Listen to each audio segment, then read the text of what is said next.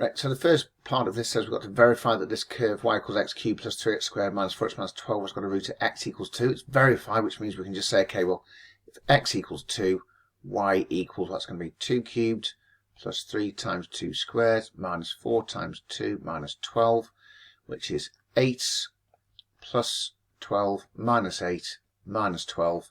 So we can clearly see that equals 0. Hence, x equals 2 is a root. Always a good idea to include a statement in there from what you've shown. So now what we've got to do is say find the other roots. We're going to do that by a bit of factorising. So we've got y equals, well, we know we're going to have one bracket that's going to be x minus 2. That's one that's going to give us the root of positive 2. And then we're going to have a quadratic factor. So x times by x squared is going to give me the x cubed.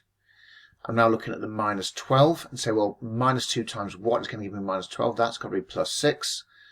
And then I've just got to figure out how many x's I need in the middle there. What I'm going to do is have a look now at my 3x squareds.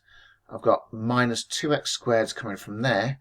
My other x squared term is going to come from that part. So minus 2, I'm going to need 5x squareds coming from there to give me the plus 3x squared. So that's going to have to be a plus 5x. And there we go.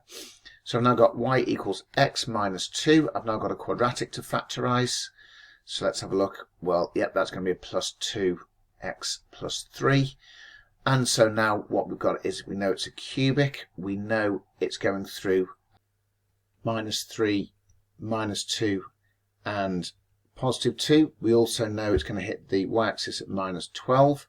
So we're going to go up through there, down through there, and back up through there, and there's my not particularly great sketch.